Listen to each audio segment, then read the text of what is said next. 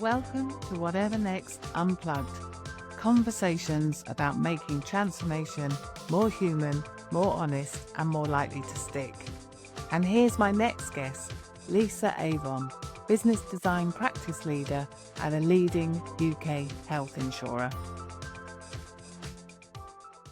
Hey, welcome to Whatever Next Unplugged, the podcast that lifts the lid on transformation. And today I have Lisa Avon, a practice leader of business design. And I'm thrilled to have Lisa on the show. She brings experience not just in business design, but in working on the front line as well, which is so important in the world of transformation. So Lisa, hi, welcome. Hi, thank you so much for having me. I'm really excited to be here. Brilliant. And look, maybe if you could quickly introduce yourself, just set the scene for maybe some of the discussion that we will be having. Yeah, really happy to. So yes, as Lisa said, I lead a business design practice within a large UK health insurer. The team has been growing over the last couple of years, and really that is in response to that classic gap between, strategy, the thing the organization says it wants to do, or the thing that an organization says it wants to be in the future, and execution. What does it actually do in order to get there? So we sit in that messy middle bit where the operating model either becomes an enabler on that journey or a real limiting factor. And that's really our focus area, operating model challenges. I think for me, like operating model design, I use this analogy all the time. It is a bit like renovating a house when you're still living in it, which I've done, by the way, wouldn't recommend. But there's no point in just having something that is beautiful on paper. You've got to really understand how you're going to get there, how you're going to sequence the work, what those changes are going to mean over a series of interim phases where certain rooms are out of action. You've got to, set up a kitchen in the garage. What's load bearing? How do we want the space to be experienced in the future? Like, there's so many similarities, which is why I think I can get really carried away with this analogy.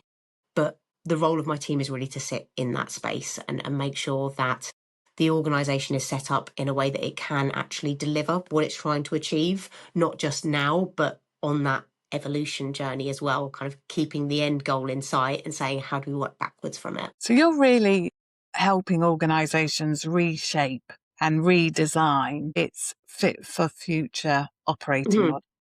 And you call that business design, and many others call it business design. Where else, when you're out talking to your peers in other organizations, where does this team show up? It's a really interesting question because we've sat in a few different places over the years, and I've been called a business architect before. I think business architecture and business design are very similar. And really, I mean, we've sat in strategy, we've sat in transformation, we've sat in operations. I don't think it matters where we sit, as long as there is kind of a recognition that this capability and this discipline is there to serve a full enterprise.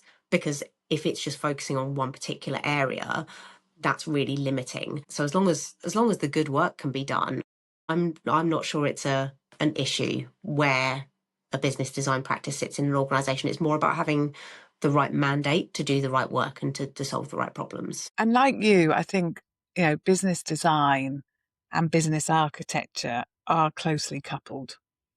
Often those teams are small, or there's a couple of individuals in a transformation team or planning a transformation roadmap that have the job title business architecture or business design. And then clearly, once it gets traction, once it's helping transformations achieve being more human and being more honest, there's that ask to bring in a bigger team. You've obviously built practices in business design. Where do you go looking for the people that can fill those roles? Bearing in mind, it does feel quite a niche role, but a very important one in making transformation stick. Yeah. So if I think about the makeup of my team, it is a real mix between people who have strong strategy background, strong operational background, people who have experience being business analysts, but have just had this natural instinct to look at the operating model as a whole rather than focusing on a specific lens of it. A few who have had business architect as a job title, myself included. And I think that variety is really key to having the kind of breadth of thinking that allows you to be creative about how you solve problems.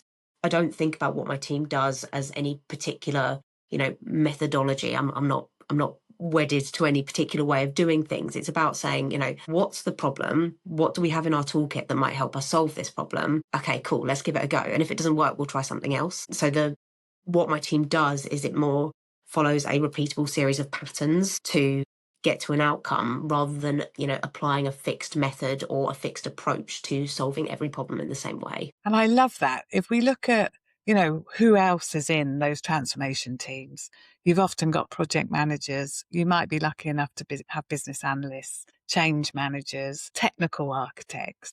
When you bring your team together into that transformation, as you've said, it's looking at strategy, it's looking at operating model and the architecture of it. And it could be looking at the experiences that colleagues are having as a consequence of the operating model, as well as Mhm. customers. Yeah. How does this business design world help transformation teams focus on maybe outcomes rather than just plans and deadlines and milestones? I think the way that you kick off the work does some real heavy lifting here. Instead of starting with, can you help me deliver this very specific solution, rather than being very clear about why that solution might be the right fit. So instead of starting with, a new technology that we might want to implement, or an organizational structure change that someone is convinced is going to change everything. Instead, we always start with, like, what is the problem? What are we trying to deliver for who? Why is that important? And what is that going to require of this operating model? And then we take a step back and go, right, well, how is it working today through all of the relevant lenses of the operating model? I guess through that discovery phase, we're almost looking further than we think we might need to, because when you do that, you end up finding things that undoubtedly become really, really important. So typically we would always do kind of analysis around who are the people doing the work in this part of the organization, or in this value stream, or whatever the brief is. We'll kind of be really clear on the scope, but who are the people that are within this part of the system? What are the processes that are in scope of what we're looking at? How is technology enabling us to do that today? When we look at things through a capability lens, what degree of maturity are we at with these capabilities? And then what does our strategy tell us about where we might need to move the needle on that, and where there might be a need to invest more heavily over the next few years? So what you're saying there, Lisa, is your team is really, well, not just your team, but business design as a profession really steps up and steps out. It sort of Mm. steps up, steps out, looks at the context, looks at maybe the pain points that our colleagues are having or our customers are having, and maybe gets a little bit more into the why. And when we look at, making transformation more human and more honest, that discovery phase where the design teams show up is so crucial, isn't it? To give teams the space to do that discovery. Yeah. And when you do that discovery, it often throws up maybe uncomfortable truths in quite a safe way. In quite a Yeah. safe way, it throws those uncomfortable truths up, which are so important for a transformation to be a success. What conditions do you create to enable those uncomfortable truths to be raised in a safe way? So we talk a lot in our organisation as a whole about the importance of psychological safety. There's a real trend for it in general at the moment, but it is absolutely crucial. You're right. We do have to surface uncomfortable truths, but I think it's less about deliberately going in with that being the intent, and more that you just can't really avoid it if you're doing this work properly. Like, if you lift the lid on something, you will always find something. When you start pulling on the thread of how something actually works in practice, you very quickly see the gap between what's intended and what's actually happening, what's real. And you will always find things that only work because certain individuals have found a way of making it work, or because people are really, really compensating for something that just isn't working in the system. So I think you have to treat it quite matter of factly. It's not about calling anything out. It's just about exposing it, saying, like, this is what we found, this is what we're working with. And you can choose to ignore that stuff. Of course you can. And I've worked previously in environments where that has been ignored, but it does catch up with you later on. So it's always better if you have that kind of safe foundation right at the start to say, we're going to have a look at it, and then we're going to tell you exactly what we're seeing, and then we're going to work through fixing it together, and we're going to work on making this more sustainable for the future. But the value's For me, just seeing it as early as possible and then making conscious decisions about what you do fix, what you live with, what you work around, because, it's always a series of trade-offs. You can't fix everything. What you might leave, that's where you get better outcomes. Not because everything's perfect, but because you've been really honest and intentional about it. That's interesting what you're saying there, because, many transformations kick off into delivery too quickly. The discovery phase is where the business design community show up and create those safe spaces to hear maybe from more people than you would have heard from if you rush into delivery. And as you said, getting out and talking to people, seeing what they're experiencing, getting into the heart of the matter can show up. Yes, uncomfortable truths that we're not looking for. But if we don't spot them early, you're right, they're gonna send a project into a space that could be amber or red in the RAG reports, I guess. So when you're out doing what you do, what's different about the conversations when they're grounded in lived experience? If I was to be part of a business design, not process, but approach, what would I as a participant experience? It's a really interesting question. So I think the first thing we'd say is that through that discovery phase, getting insight from all levels of the organization, not just the people setting the strategy, not just the people delivering the transformation, but I guess the recipients of that transformation, the people who then have to make it work for our customers. You've got to get insights from all of those different audiences right at the start, because they do tell you completely different things about the system.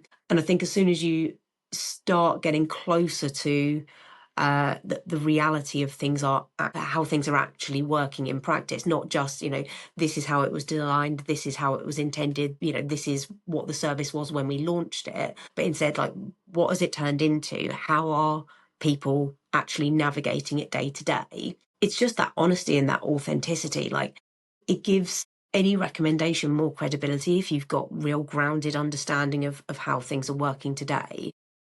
And that's important, not just for kind of reaching great outcomes, but also if you think about the kind of implementation phase. So you've done the discovery, you've done the design, you then have to implement a change that ultimately impacts those exact people that I'm talking about right at the start of the process. If they can see that they've been involved in it, and they can see that, what they've told us has shaped the solution that we've ended up with, then that just makes them much more likely to sit with that change and work with it and give really useful feedback around, hey, this aspect of it is working for us, but this hasn't quite worked as intended. And then you get that kind of iterative relationship that is critical. And like, it becomes more critical the larger scale the transformation actually is, because you can't possibly predict everything. Like, no design is perfect, in the same way that kind of no architecture is perfect. Like, you will always find things as you go along that you just need to respond to, and you just need to be kind of pragmatic, and you need to work out,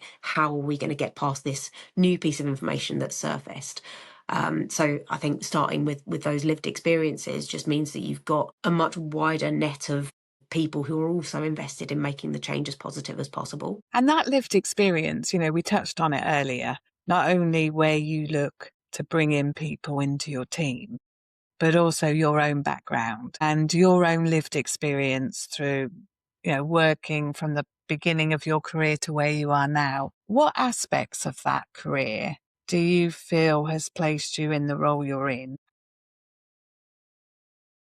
Okay, so my career's been weird. It's not been your typical what I don't what is a typical route to this kind of job, right? But I spent a lot of my teenage years as a musician. I did do music. I spent, I did university, and then I worked kind of various retail jobs whilst balancing going on tour. And whilst that was enough to show me that actually I did not have the resilience to do that long term. Like, it's a really, really tough environment, and I'll save all of that for another podcast perhaps. But what I took from that was that ability to tell a story, connect with an audience, command a room. Like, you learn these skills that don't immediately feel like they're going to translate into this sort of world, but the amount of time I found myself leaning on those foundations that I built on a stage when I'm sitting on a Teams meeting, like every single day, I have a moment where I'm like, I don't think I would have been able to do that if I hadn't gone through that experience.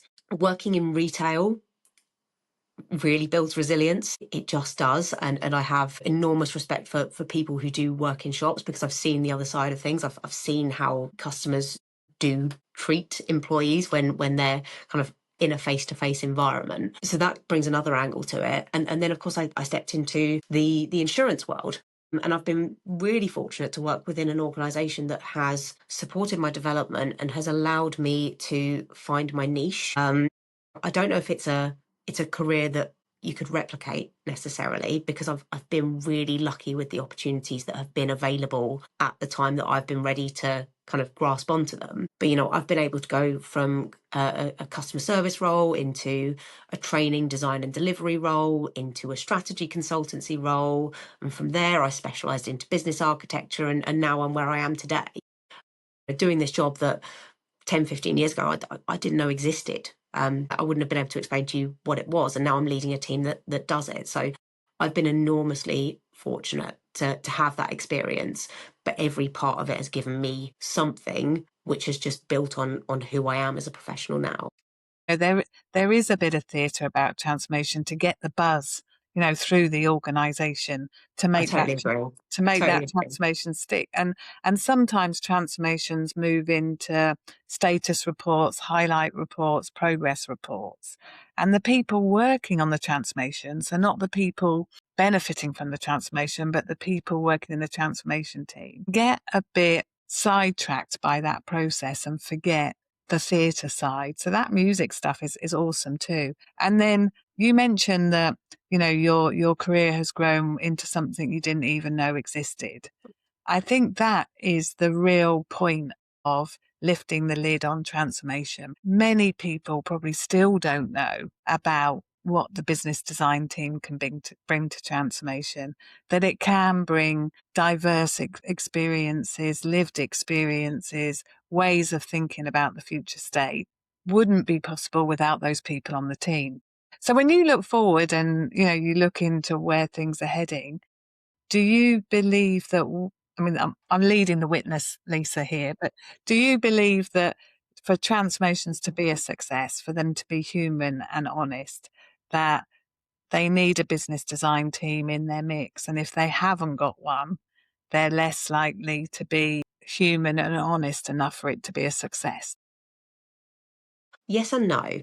So I can absolutely see the benefit of having this team, and that's exactly why I've pushed for growing this capability in the organization. But business design, in exactly the same way as business architecture, like it exists whether you intentionally create it or not. It's more a case of whether or not you're wanting to shape it intentionally. And if you are wanting to shape it intentionally, then I think it's critical to have someone doing this sort of work. It might not be a business design team per se, but someone who's thinking about the operating model and thinking about how does this all hang together. And I think if you start with like, what does this model need to be able to deliver in the future, rather than focusing too much on how it's historically been organized, so that functional view, it gives you a much clearer view of what the operating model actually then needs to be able to handle in the future, both now and over time. And that can be done by a business design team. It could be done by business analysts who just think about the world in that way. It could be done by business architects. But I think it needs to be done. That is, as with many things, it's more important the bigger the change is that you're talking about. When you're evolving at pace, when so many things are changing at once, when you've got kind of new capabilities being deployed, potentially monthly, you've got to understand what that means for the shape and size of the organization that's absorbing those changes. Whether you call it a business design team or whether you call it something else, I think it's just important that you've got someone whose entire job is to focus on that and say, how do we make this work as best possible? Excellent. And I think that's it, isn't it? That focus doesn't necessarily matter what someone's called, you're right. But that focus on looking on that human side, that focus on looking at the operational side, that maybe isn't as common in transformations as it needs to be. So, Lisa, awesome. Loved it. Thank you for coming on the show. Thank you for We having must me. catch up for a coffee face to face soon. We But in the must, meantime, absolutely. carry on being awesome, carry on leading that team, and carry on making transformations more human, more honest, and more likely to stick. Brilliant. Thanks so much, Lisa. Great speaking with you. Whatever Next Unplugged. Conversations about making transformation more human, more honest, and more likely to stick. Find out more at whatevernextbook.com.